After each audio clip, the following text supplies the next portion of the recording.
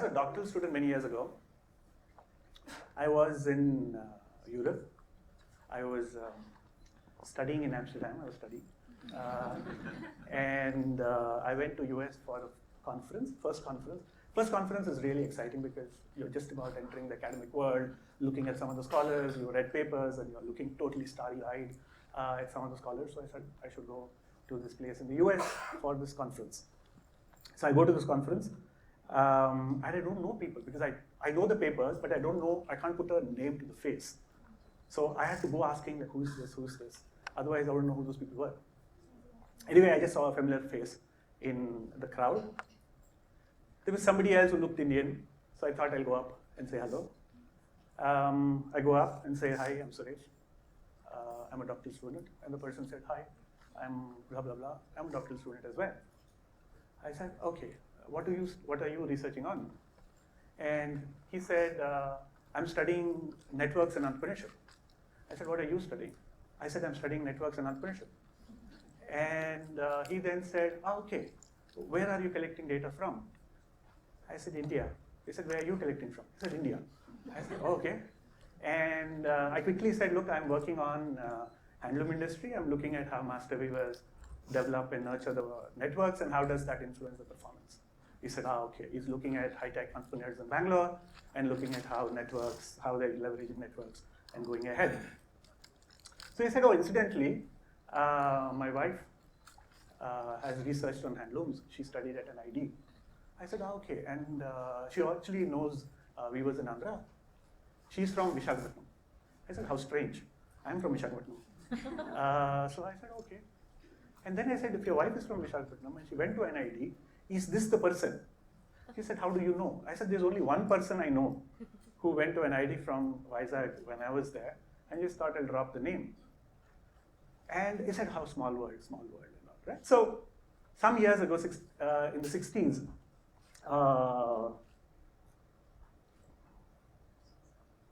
which way should I go?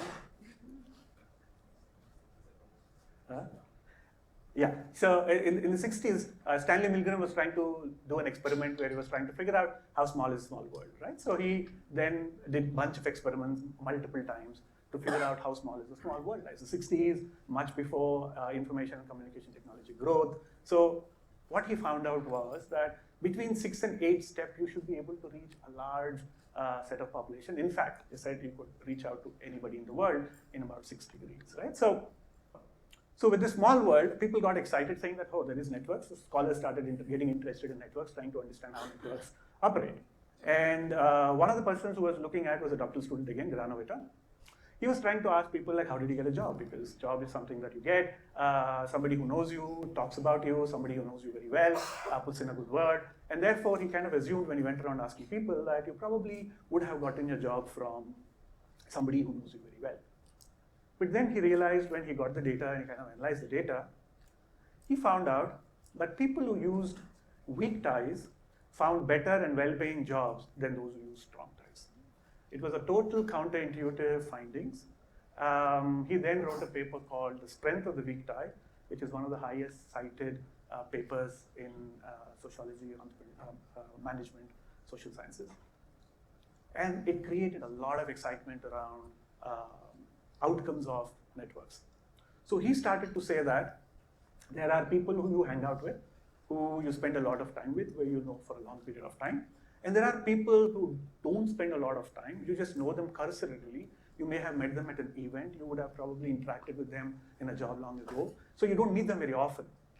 But then Granovita started to say that the world survives because of weak ties, because they act as the binders for the world. Had it been for strong ties, it would just be a clump of people and not really connected to each other. In fact, he says society is because of weak ties, right? And that gave a lot of impetus to scholarly approach or scholarly pursuit to understand and unpack what we now know as the social structure of competition, right? Competition is not just about talent. Competition is not just about what you know. Competition is not about the capabilities. There is a tremendous element of relational aspect to competition, right? And that is what a lot of management scholars and many other scholars, social science scholars, are trying to unpack. How does networks work? All of us intuitively know that networks matter. All of us, if I tell you that networks matter, you'll say, yeah, everybody knows. But what scholars are trying to unpack is, when do they matter, what kind of networks matter, where do they matter, and things like that, so that we can start to take decisions about what kind of networks we need to nurture. Right now we know a lot. Now we know about many aspects of our own networking, many aspects of what is a good network, and many aspects as to how should we be building networks. Right. So first thing we have realized is networks get you reach. Right. Imagine we have 100 people in our network, which is not very big given this social media that we have. But imagine if each of these 100 have 100 as well. So you know 100 people, each of those 100 know 100 people, and they know 100 people. So it's very simple, right? At the first level, you know 100 people, but at the second degree, you already know thousands of people, right? So by the time you go to the third level, you would close to be 1 million people. So networks are very, very powerful. Yes, there are lots of overlap in our networks, because we can say that the first 100 is true, but then the subsequent hundreds, there would be great number of overlaps in our network. So therefore, we may not have millions of people that we can get to in a couple of degrees. Even if you factor it by 0.8, you still will have and are embedded in a large number of networks. It's just that we're not aware of it, how embedded we are with the broader world, right? So networks get you reach. If you understand what networks do, they get you reach. They get you resources. Most entrepreneurs start without any resources, right? So the only resource they have is the network resource. So resources in terms of advice, resources in terms of information, resources in terms of private information, which is not yet public, so it's kind of an opportunity for you to take action on. Right? Networks get you a lot of these, which help you in your competitive space. Networks get you a lot of emotional support, right? Mental health is big right now. Having the right kind of network can help you dampen some of these emotional upheavals that you may be having. So networks provide you with a lot of emotional support. Networks get you referrals, and referrals are very important because your name is getting dropped where you are not there. And imagine as we go along and start to work on our own, then we need to have networks that drop your name, saying that here is a good person, you should go to them, right? Word of mouth. And networks make that possible, right? And imagine somebody of very high stature drops your name, the legitimacy that you gain because of this referral is very, very high, right? And that kind of changes the opportunity space that you are working on. So networks get you referrals. Basically, networks give you a lot of strategic advantage, both personally and professionally. You get ahead because of the kind of networks that you nurture, right? So I'll just tell you why it matters, right? Because there is this construct called social capital. Social capital is the capital that you have, which is both tangible and intangible resources that your network has. That will help you get trust, that will help you get information, that will help you get resources, that will help you continue with norms and values. So we have looked at social capital as one of the reasons why democracies work, social capital is why innovations happen, social capital is why cultures happen, right? So there are lots of avenues how social capital kind of pervades our society. And the reason why we call it social capital, although it's a metaphor, it isn't real, is because like human capital, like so financial capital, you can invest in it, and like human and financial capital, you can benefit from it. So it has all the trappings of a capital, right? So how does that happen, right? So how do we usually build networks? Normally, right? That's what we noticed as well. We leave it to happenstance. We just have no networking strategy personally. It's totally by luck. And this is something very, very important, that we tend to hang out with people like us. It's good at a friendship level. It's good at when you are looking for emotional support. But when you're looking at professional careers, hanging out with people like you doesn't give you great information. We go back to what Granovetter found in saying that strong ties do not give you novel information. Right? Hanging out with people like us is probably, it's very easy to hang out with people like us. We speak the same language, we probably are from the same city, maybe we have gone to the same school. So the language and the vocabulary that we have is quite of common, so we don't feel worked up in order to make this conversation. Things flow, but that's not the right way in which we need to do it. Right? And then This is another way when build networks. Hanging out with friends of friends, saying that, you know what, here's a friend, and then they refer to another friend.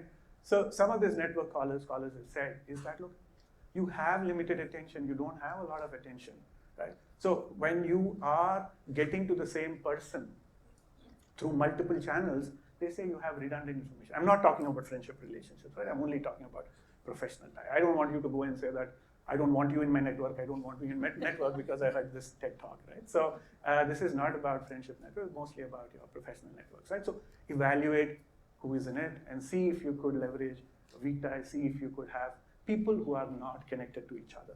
That's another source of social capital. So when you have people who are not connected to one another, you act as a bridge and you have network advantage, and having network advantages have in terms of professional life, they'll realize they get promotions faster, they're better at innovations, and things like that, right? So not meeting friends of friends, being shy and keeping quiet, right? That's how I was, right? I could have never imagined coming and talking here at all, right? I would have been petrified and probably would have hoped that earth kind of swallows me, right? But I asked one senior professor, how do you do it? He said, you only get better by standing in front. You only get better by making mistakes. You'll only get better by making a total fool of yourself, right? It's only by summation you'll get better and better, right? So stop being shy and keep quiet. Basically, all of these strategies demonstrate your social capital, right? So why do we need to look at it? So we have social capital and we have human capital. If you have large human capital and small social capital, that has some implications.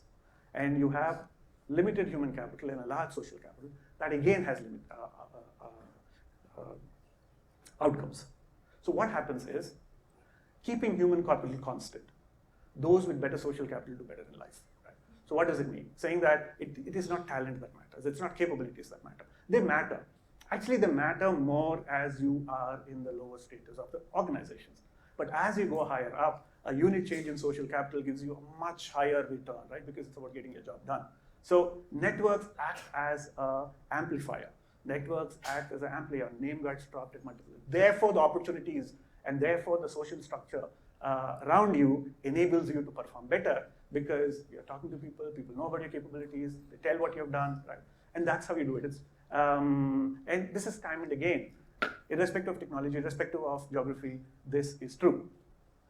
So how should we build networks? I'll quickly end with how should we build networks. First is calendarize it. Right? We tend to make it absolutely happenstance, calendarize it. Those of you who are on campus, I think the best day to network is today, right? Saturday. Lots of people on campus, multiple people. I've had entrepreneurs meet very senior managers on campus, end up getting their services because they pitched here, otherwise they would have probably not been able to get to them. Right? Calendarize whichever day, and I think if you're on campus, make Saturday, otherwise Thursday, whichever, set aside. Meet different kinds of people. People who are not like you, older than you, younger than you, who have different professional capabilities, lawyers, architects, engineers, heritage conservationists. Just meet as many people as possible because your perspective changes in terms of how you look at the world. And that doesn't happen if you hang out with the same set of people. Right?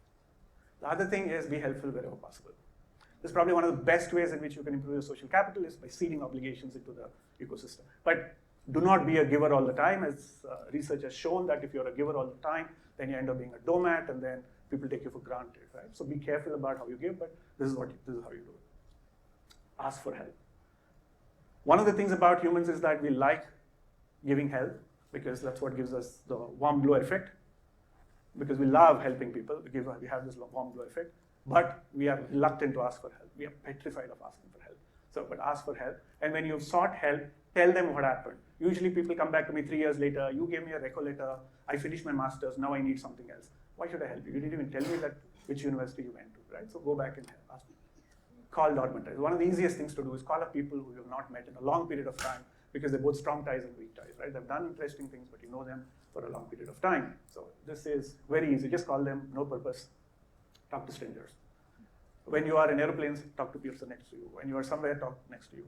And I have this problem with all these millennials, immediately put into music and then they're in their own world, right? So don't do that. Or don't do that sometimes at least. You may do it.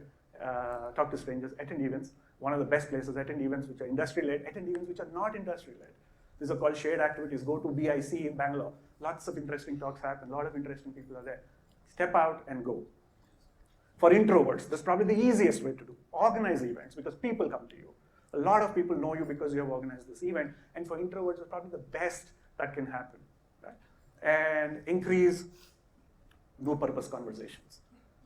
And usually, no-purpose conversations end up being most purposeful because you have absolutely no agenda in which there's freewheeling conversation, and you start to glean a lot out of it, right? Don't be purpose-driven all the time, right? And what counts? I just want to end with another story.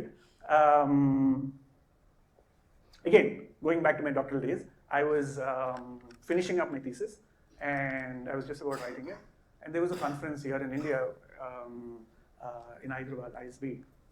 I didn't have a job until that point of time. My thesis was closing. I had no job in sight. I wanted to attend this conference, and my thesis advisor said, "Why would you want to waste your time? Just finish your thesis and go get a job." I said, "No, I want to attend this event because it's in Hyderabad, being done for the first time." So I attended this event in Hyderabad. A pretty reputed set of scholars were there. Professor Saraswati was there. Professor Dean Shepherd was there. Venkataraman was there. These were like absolute stalwarts of entrepreneurship research. I didn't have a job. I just went and talked to them. There are two things I went and talked to. I said, "How do you publish your work?" They started telling me how to do it. And I said, how do I get a job? He said, "Look, I don't know because I don't know how Indian institutes work. Go talk to Indian faculty here."